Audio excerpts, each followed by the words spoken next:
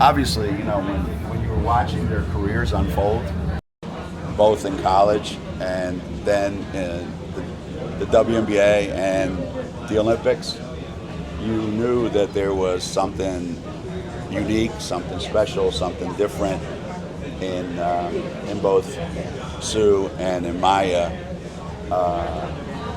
in how dominant they were in college, in the WNBA, at the Olympic level, and how impactful they've been off the court in their own way, what they've done. So it absolutely gratifies me. It's incredibly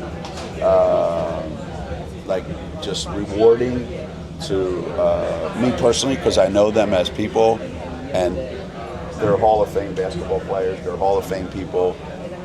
More importantly, but I'm not surprised, and it's pretty cool that they're going in with a great class, and Sylvia Fowles being one of them, who Maya shared a great relationship with, winning championships in Minnesota, and Sue and Maya and Tina had so much impact on winning gold medals for the Olympics. So it's awesome that the three of them representing, those generations kind of all come together.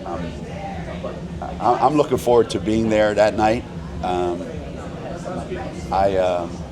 Tremendous respect for all three of them.